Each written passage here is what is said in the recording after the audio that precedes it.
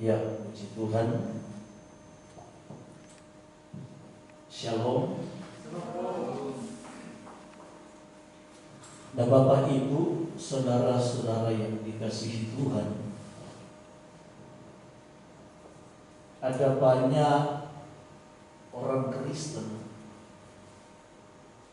bahkan bisa saja mungkin ada juga di antara kita yang beranggapan bahwa ketika kita melakukan satu ritual ibadah, upacara ibadah, dalam ibadah mingguan, bahkan mungkin perayaan-perayaan seperti ini, sesungguhnya kita sudah beribadah yang benar dan sudah menyenangkan hati Tuhan.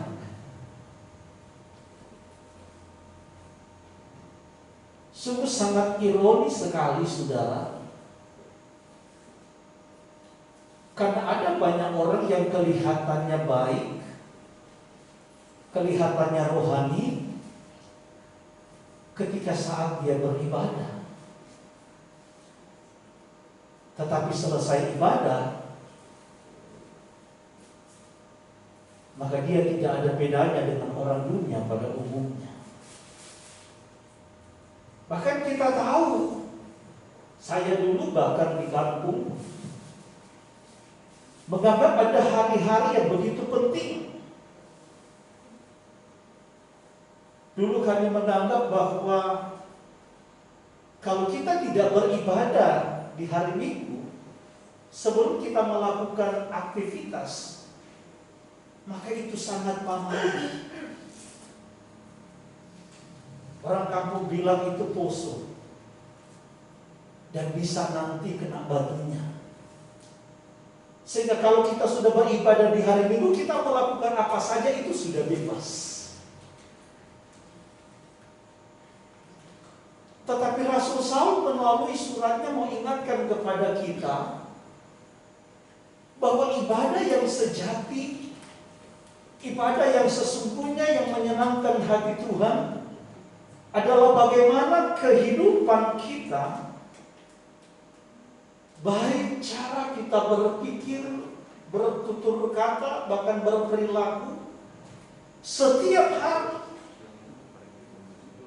Bahkan dari kita bangun tidur sampai kita mau tidur lagi, itu adalah ibadah kita kepada Tuhan. Sehingga sesuatu yang menyenangkan hati Tuhan bukan hanya seperti yang kita lakukan saat ini. Bukan hanya sekedar ketika kita ibadah di hari Syabat atau ibadah dalam perayaan-perayaan tertentu. Tetapi setiap hari kita dituntut oleh firman Tuhan agar supaya kita boleh hidup untuk menyenangkan hati Tuhan. Itulah ibadah yang sesungguhnya. Sehingga di hadapan Tuhan kita bukan menjadi orang-orang yang munafik,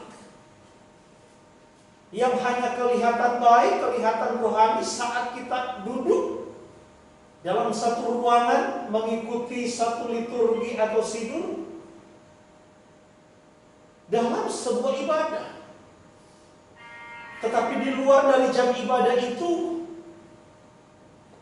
kita sama dengan orang-orang dunia pada umumnya yang tidak mengenal Tuhan dan tidak mengenal kebenaran. Nah, itulah sebabnya saudara-saudaraku yang dikasihi Tuhan, dalam setiap ibadah selalu dikumandangkan bahwa tujuan Tuhan memberikan Torah yang tidak lain adalah isi hati Dia sendiri kepada umat yang Dia panggil, yang Dia pilih, yang Dia tebus, yaitu bangsa Israel, adalah untuk membedakan mereka dengan bangsa-bangsa lain. Tuhan tidak memberikan hukum dan ketetapan kepada bangsa lain. Bahkan Tuhan izinkan mereka untuk menyembah kepada ilah-ilah mereka. Apakah benda-benda penerang, apakah batu, pohon, kayu yang akan mereka jadikan sebagai sesembahan mereka. Tetapi untuk bangsa yang dia pilih, umat Israel, tidak bisa. Kamu aku pilih karena aku mau bedakan kamu dengan bangsa-bangsa yang lain. Nah, itulah sebabnya Bapak Ibu Saudara-saudara yang dikasihi Tuhan, kita harus betul-betul merenungkan untuk apa sebenarnya Tuhan memanggil, memilih saudara dan saya dan menebus kita. Bukan hanya sekedar pindah dari maut kepada kehidupan, dari penderitaan, kebinasaan, hukuman kekal, kepada keselamatan yang penuh dengan kebahagiaan. Tetapi bagaimana Tuhan menginginkan agar supaya kita sebagai umat yang menyembah kepada Dia memiliki sifat-sifat dan karakter-karakter seperti Yeshua HaMashiach yang adalah panutan dan teladan kita semua. Sebagaimana yang Yohanan sampaikan dalam tulisannya, dalam suratnya, barang siapa berkata aku ada di dalam Dia, aku ada di dalam Yeshua, aku anak Tuhan, aku anak Yeshua HaMashiach, maka dia wajib hidup sama seperti Yeshua HaMashiach. Nah, di dalam parasa yang kita baca ini, kita bisa melihat di sana dengan jelas bahwa Yeshua HaMashiach pun ketika perayaan Sukkot atau perayaan Sukkot itu tiba, dia pun ikut merayakan perayaan Sukkot ini. Sukkot ini adalah salah satu perintah, salah satu mitzvot dari 613 mitzvot atau perintah yang ada di dalam Torah, di dalam 5 kitab Mose. Nah, salah satu perintah itu adalah setiap tanggal 15 bulan Tisri, kamu harus merayakan yang namanya Sukkot.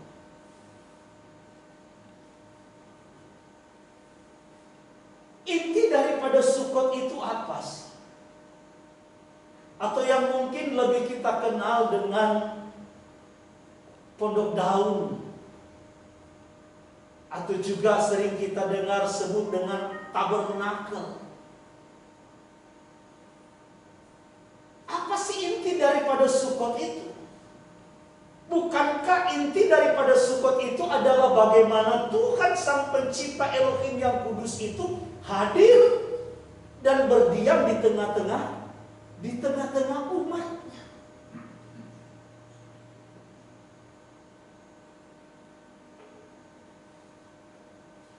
Makanya jangan heran ketika Tuhan memerintahkan kepada orang Israel untuk membangun yang namanya kemah suci, atau juga yang kita kenal suka sebut dengan istilah tabernakel. Ya. Dalam bahasa Ibraninya disebut dengan miskah, atau juga disebut dengan mikdas, tempat kudus. Esensinya jelas dalam Keluaran 25 ayat yang ke-8. Mari kita lihat sama-sama.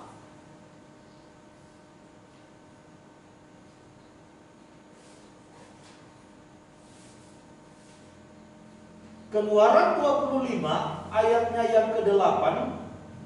Dan mereka harus membuat tempat kudus bagiku, supaya aku akan diam di tengah-tengah mereka. Sekali lagi saudara, mereka harus membuat tempat kudus niscaya aku akan diam di tengah-tengah mereka. Itulah sebabnya kenapa Yohanan, salah satu murid daripada Yeshua, ketika menulis yang namanya Injil Yohanan, khususnya pasal 1 ayat 1 dan 14a. Kalau ayat 1 bilang, pada mulanya ada firman. Firman itu bersama-sama dengan Elohim, dengan Tuhan. Dan firman itu adalah Tuhan. Dilanjutkan ayat yang ke-14a, firman Tuhan katakan, firman itu telah menjadi manusia dan diam di antara kita. Nah, kata diam dalam bahasa Yunani dipakai kata skenos. Artinya Tuhan itu berkemah, berdiam, berskenos di tengah-tengah umatnya. Apa yang dinubuatkan oleh para nabi yang dinantikan oleh umat pilihan Tuhan bangsa Israel tentang kelepasan, pembebasan, tentang kemenangan, sebagaimana yang ditulis di dalam kitab Yesaya pasal yang ke-9, yang dalam sidul tadi sudah kita kutip dari ayat 1 dan seterusnya. Inilah yang sudah digenapi, di mana ketika Israel mengalami pembuangan, ditawan, padahal bangsa ini adalah bangsa yang diberkati oleh Tuhan, bangsa yang hebat, bangsa yang luar biasa. Tetapi akibat daripada kesalahan dan pemberontakan mereka, saudara bisa bayangkan, zaman Daud, zaman Salomo, Israel begitu terkenal. Tetapi ketika bangsa ini terpecah menjadi dua kerajaan, mulai raja-rajanya menyimpang, yang pada akhirnya kerajaan Israel Selatan itu dibuang dan diangkut ke Babel, sementara kerajaan Israel Utara dibuang ke Asyur. Sejak saat itu, saudara, bangsa Israel menantikan yang namanya kelepasan, pembebasan. Tentu yang mereka nantikan, sebagaimana yang seringkali saya jelaskan, adalah Mesias yang tanda kutip, yang benar-benar bisa membawa kemerdekaan, kebebasan secara nation bagi bangsa Israel sendiri, secara negara. Mereka terbebas. Dan bukan hanya itu, Mesias yang dijanjikan itu akan membawa pulang seluruh Israel yang di diaspora, yang terserakan di berbagai macam negara dan bangsa. Mesias yang mereka nantikan itulah yang akan membuat Israel itu kembali menjalankan Torah sepenuhnya.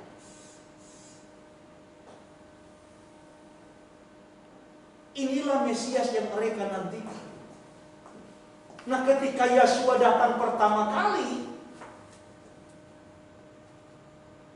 mereka tidak melihat hal itu, sudah. Padahal harapan mereka Yeshua akan mendirikan, menegakkan kerajaan di Israel. Dan Yeshua benar-benar akan menjadi raja.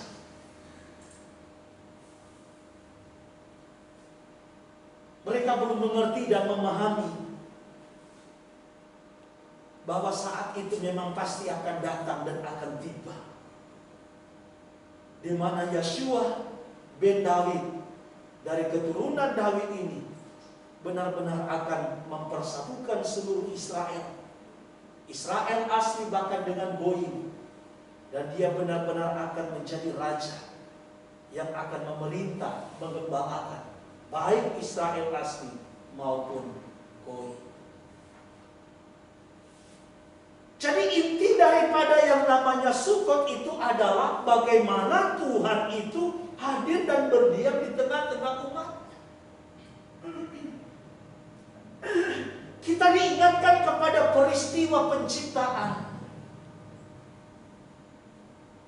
Bagaimana ketika Tuhan menciptakan manusia pertama yang ditempatkan di Taman Eden, Tuhan bercengkrama dengan mereka.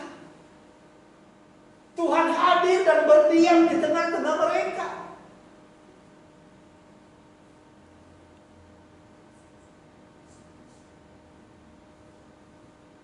Ada sedikit kesamaan, saudara.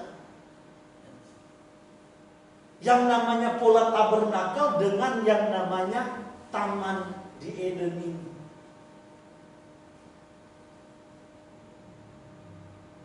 Ada sedikit persamaan. Salah satunya adalah bagaimana Tuhan hadir dan berdiam di tengah-tengah umatnya. Yang kedua, kita tahu ketika manusia jatuh ke dalam dosa, Tuhan usir mereka keluar dari taman itu. Karena apa kata firman Tuhan? Jangan sampai mereka memakan pohon kehidupan.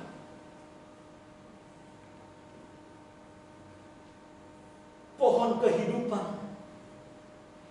Dan pada akhirnya kalau mereka makan buah dari pohon kehidupan, mereka tidak akan mengalami yang namanya kematian. Jadi di Taman Eden itu ada pohon kehidupan. Nah di tabernakel juga, saudara, kita tahu di sana ada namanya halaman, ruang kudus dan ruang maha kudus. Di ruang maha kudus di sana ada namanya tabut perjanjian. Yang di dalam tabut perjanjian itu tidak lain ada dua loh batu. Dua loh batu. Hukum vertikal, hukum pertama sampai hukum yang keempat, dan hukum horizontal, hukum kelima sampai hukum yang ke-10. Jadi dari 613 mitzvot ini dirangkumkan ini jadi 10. Yang sama Yeshua dirangkumkan lagi jadi 2. Ini bukan hukum yang baru, bukan hukum yang berbeda.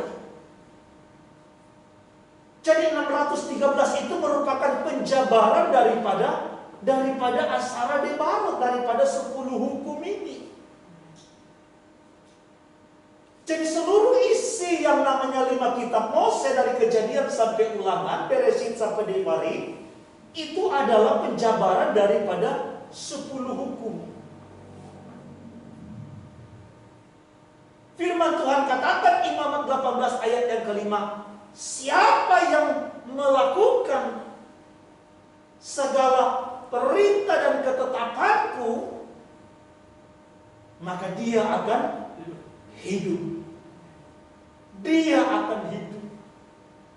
Kalau di Taman Eden ada pohon kehidupan, di tabernakel juga ada 2 loh batu yang sanggup dan mampu memberikan kehidupan bagi manusia yang mau mentaati apa yang Tuhan perintahkan tentu.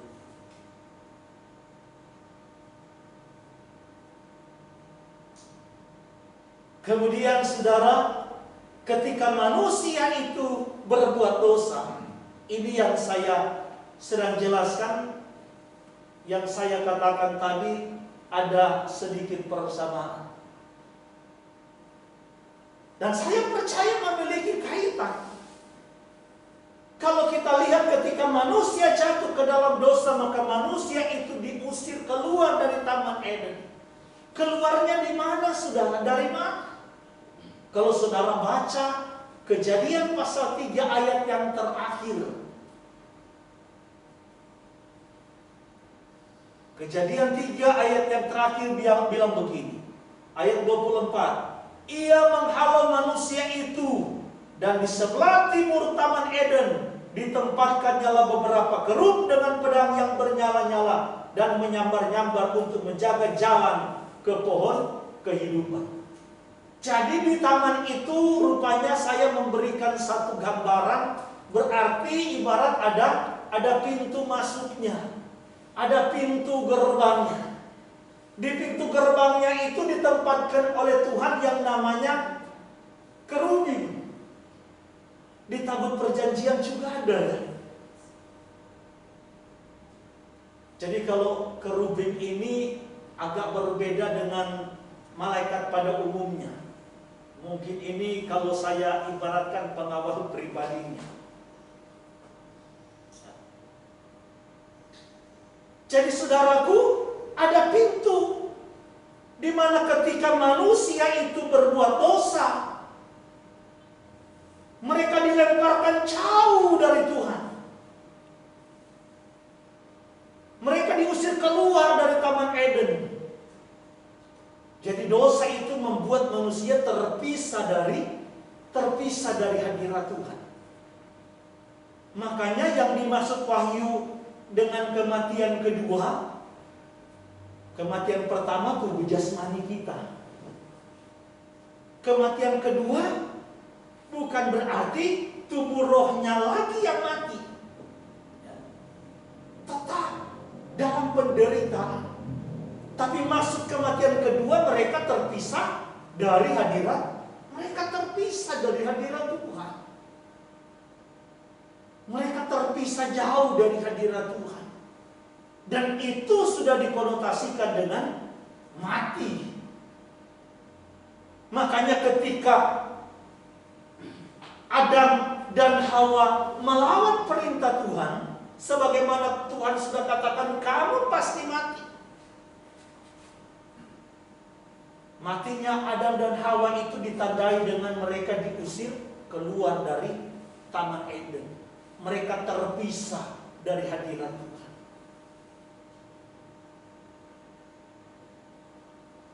Jadi di Taman Eden itu ada jalan, ada pintu gerbang di sebelah timur yang dijaga oleh kerubim. Kalau saudara baca, saudara, Miskan yang disuruh oleh Tuhan untuk dibangun oleh Mose, itu pintunya, pintu gerbangnya itu menghadap ke timur. Menghadap ke timur. Dan yang berkemah di depan pintu gerbang Miskan itu atau kemah suci itu tidak lain adalah suku Yahuda. Suku Yahuda. Saudara boleh cross check. Dan kita tahu keselamatan itu, Mesias itu, penebus itu datang dari suku Yahuda. Dan dialah akan menjadi pintu. Pintu untuk apa, saudara? Pintu untuk supaya manusia bisa kembali dapat bersekutu dengan Bapa. Yang tadinya manusia karena dosa, karena pemberontakan, mereka diusir jauh keluar dari Taman Kudus, dari Taman Eden. Karena Tuhan kita itu Tuhan yang kudus. Makanya selalu dia katakan, kuduslah kamu sebab aku Elohim yang kudus.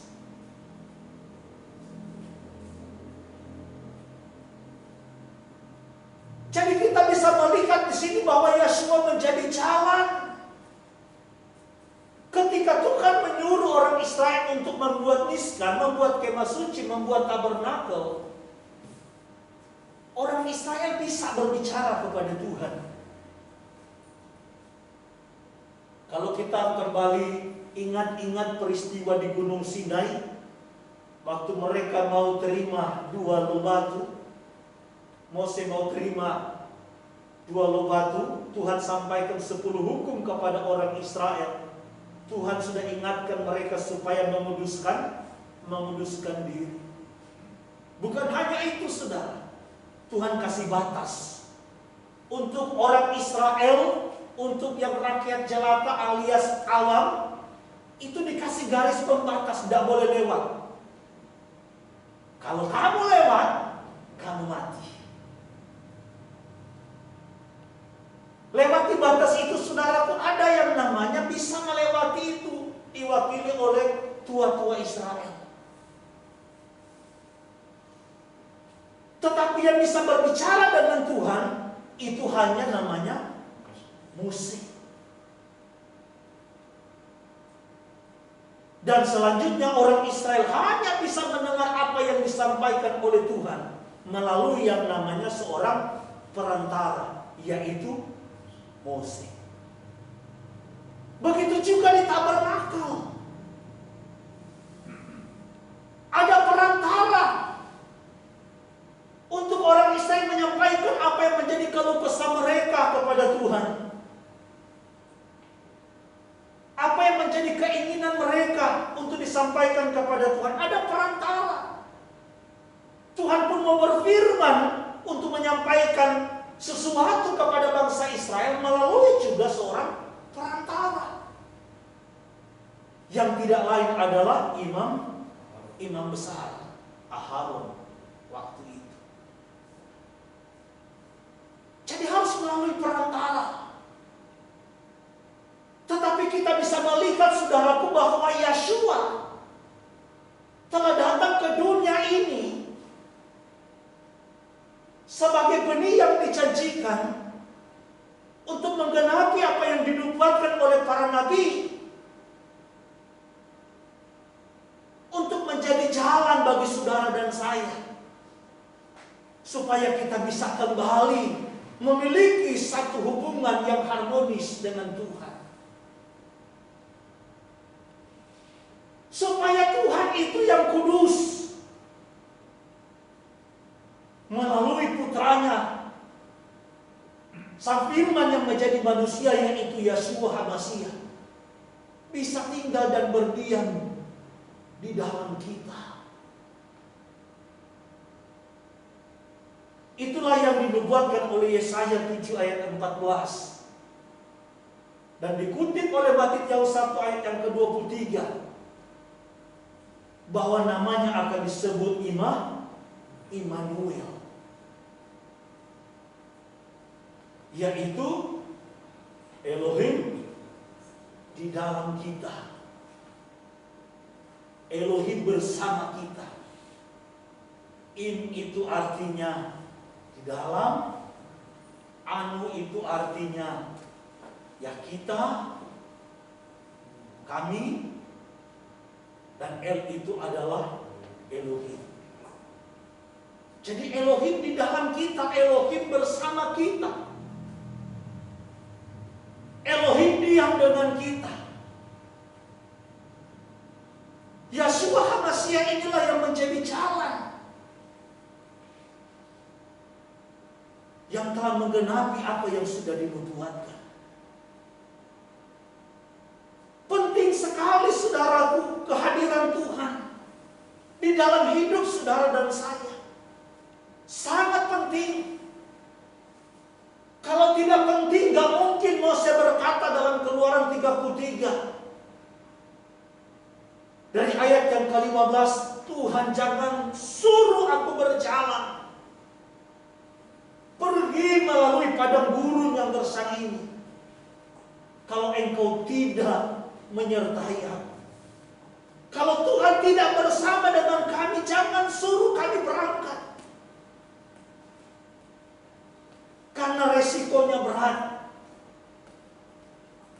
Tuhan ada bersama dengan mereka saja, mereka tidak pernah luput dari segala tantangan, pergumulan dan persoalan, apalagi kalau Tuhan tidak ada bersama dengan mereka. Sehingga inilah yang Mose mohonkan kepada Tuhan agar supaya Tuhan tetap menyertai mereka.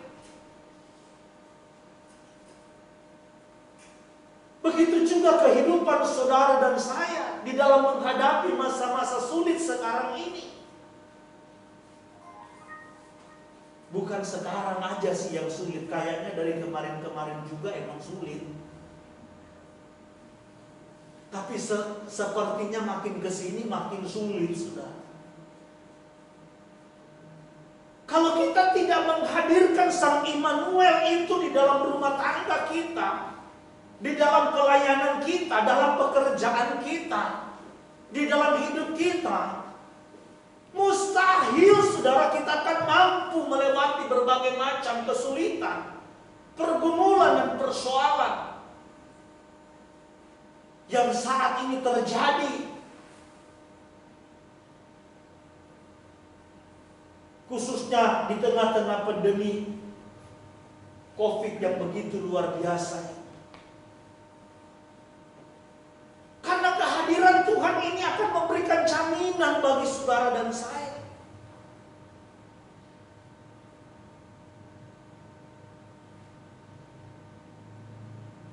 Akan menjadi jaminan.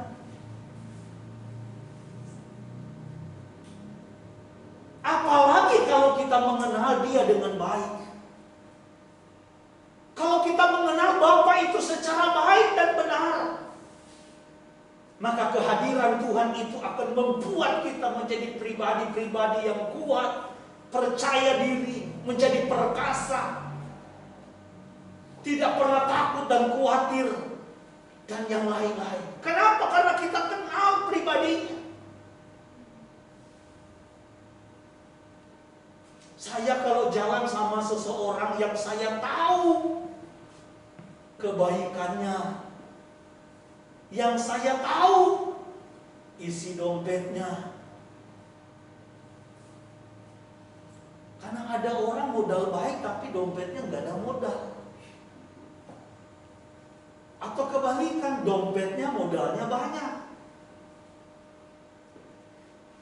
tapi modal kebaikan nggak ada. Sehingga kadang-kadang kalau melakukan perjalanan dari sini mungkin ke Surabaya bisa sampai 14 jam, ya nggak pernah mampir makan. Kasihan amat ya kalau begitu ya. Tapi kalau ada seseorang, ada pribadi saudara yang kita tahu modalnya banyak, kebaikannya banyak, waduh aman rasanya. Jangankan Surabaya, sampai ke Bali, ayo dah. Gak takut. Kenapa? Karena kita kenal. Ketika Dia ada, Dia hadir, itu memberikan jaminan bagi kita.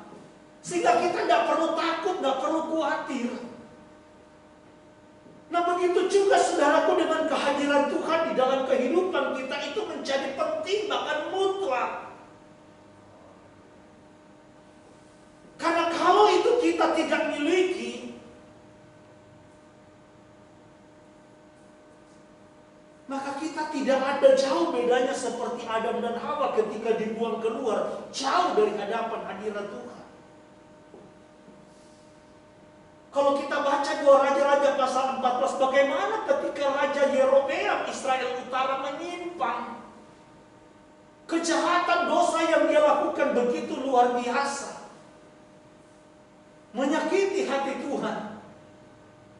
Sehingga firman Tuhan bilang ayat yang ke-16 terhadap bangsa Israel ini yang utara, aku lepas tangan, aku angkat tangan. Nah saudara bisa bayangkan kalau Tuhan Sang Pencipta yang tadinya menjadi jaminan sudah lepas tangan alias tidak mau tahu apa yang akan terjadi. Itulah sebabnya saudara-saudaraku yang dikasihi Tuhan, mari kita renungkan baik-baik. Apakah kondisi dan situasi yang saat ini kita alami, pergumulan dan persoalan, jangan sekali lagi Jangan karena kita terlalu bandel, kumabal, tukang melawan, nggak mau taat, nggak mau dengar dan mengikuti apa yang diperintahkan oleh Tuhan. Sudah berulang kali Tuhan ingatkan, Tuhan tegur, berulang kali Tuhan sampaikan, tetapi tetap mengeraskan hati, keras kepala. Pada akhirnya Tuhan bilang, kalau begini mah aku lepas tangan. Nah, jangan sampai Tuhan lepas tangan dengan kehidupan saudara dan saya. Ini bahaya, saudara. Itulah sebabnya bagaimana kita saat ini mau menjadi orang-orang yang selalu boleh menyenangkan hati Tuhan. Karena yang selalu saya katakan, saudara, saya ingatkan kepada kita bahwa ketika Yesua datang kedua kali menjemput para mempelainya, ini mempelai yang dia jemput adalah mempelai yang sudah siap masuk di dalam jamuan kawin anak domba. Kehilan atau gereja ini, saudara, digambarkan sebagaimana Saul bilang, sama seperti seorang perawan. Gereja kehilan itu, saudara, mewakili perempuan yang sedang dipersiapkan oleh Tuhan sampai kita ini hidup tidak bercacat celah di hadapan Tuhan.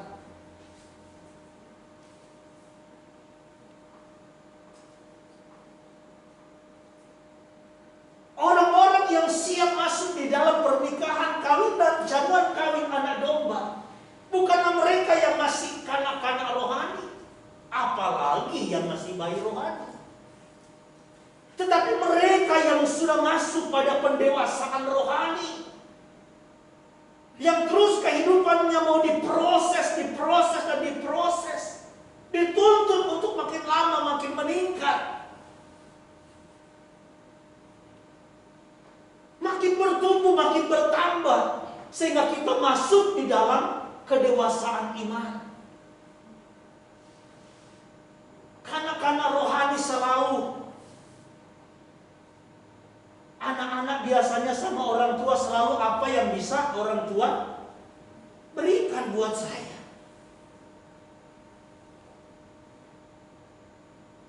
Apa yang orang tua bisa berikan buat saya? Apa yang orang tua bisa lakukan buat saya? Ini jiwa kanak-kanak, saudara. Tetapi orang kalau sudah dewasa dalam pemikiran, dewasa dalam bertindak, dalam memikul sebuah tanggung jawab, maka dia tidak akan lagi berkata, apa yang orang tua lakukan buat saya, berikan buat saya, tetapi apa yang harus saya lakukan, saya berikan untuk menyenangkan hati orang tua saya. Orang tua saya sudah berkorban begitu rupa, begitu banyak, dari melahirkan, dari menyusui, dari membesarkan, dari menyekolahkan dan lain-lain, tak terhitung.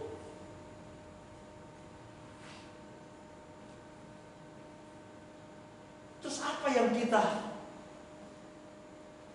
mau lakukan? Kita berikan untuk membalas kebaikan, pengorbanan yang sudah dilakukan oleh orang tua. Seorang yang sudah dewasa dalam pemikiran, dewasa dalam bertindak, dalam memikul tanggung jawab, gak mungkin dia akan membebankan orang tua lagi.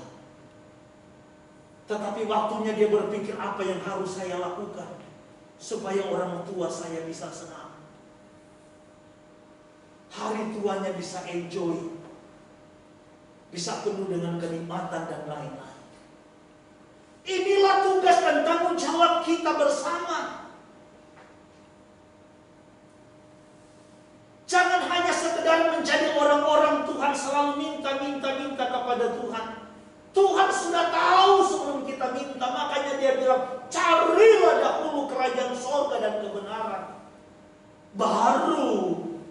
akan ditambahkan.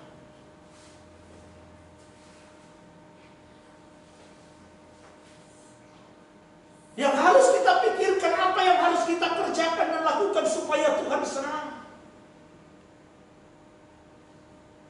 Jadi simpel, sederhanakan pemikiran kita. Kalau yang kita kerjakan dan lakukan Tuhan tidak senang, maka jangan kita lakukan. Lakukan sesuatu yang menyenangkan hati Tuhan. Maka kita akan menjadi pribadi-pribadi, orang-orang yang selalu dijaga, dilindungi, dan diberkati oleh Tuhan. Karena Dia menjadi jaminan bagi kita. Itulah sebabnya saudara-saudaraku yang dikasihi Tuhan, melalui Midras hari ini, saya mengajak kita semua untuk kita merenungkan masing-masing kita. Sudahkah kita menjadi pribadi-pribadi yang dewasa di dalam iman?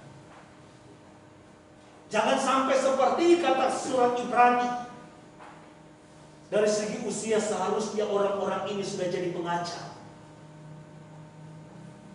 Seharusnya mereka sudah jadi guru, karena sudah terlalu lama menjadi orang Kristen, sudah terlalu lama menjadi orang Mesianik.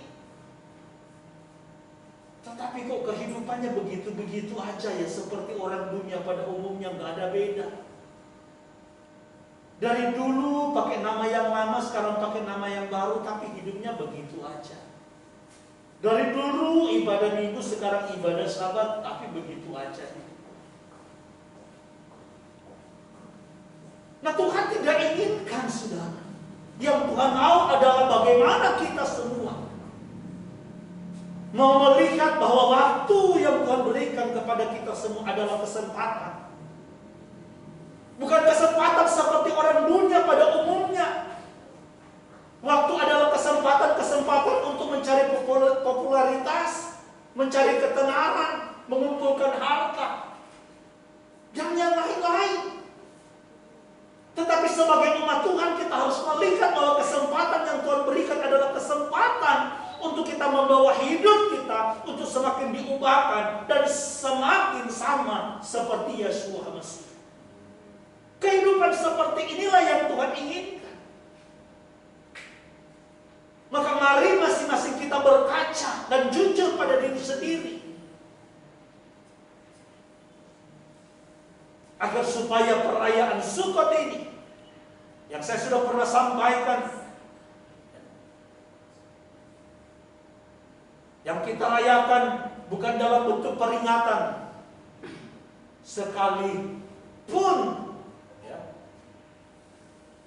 kita bisa menyelidiki di dalamnya bahwa Yesus Sang Mesias itu kemungkinan besar Dia dilahirkan pada waktu perayaan Sukot.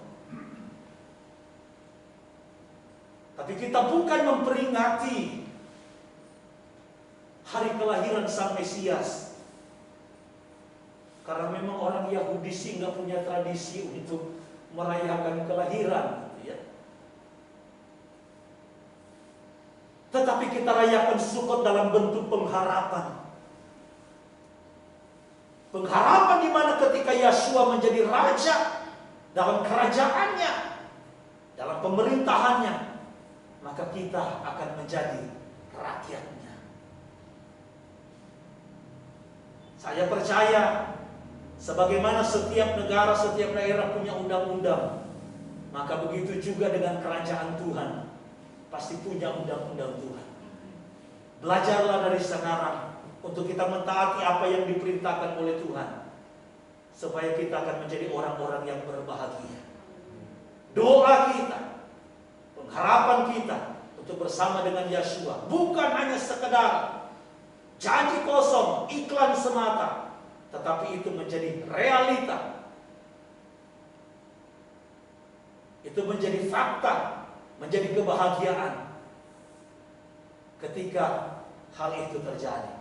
Itulah sebabnya, saudara, melalui perayaan ini, biarlah masing-masing kita semakin membawa diri kita untuk boleh hidup menyenangkan dan memuliakan Tuhan. Tuhan kiranya memberkati kita semua. Haleluya. Mari kita naikkan pujian untuk berdoa mengucap syukur buat firman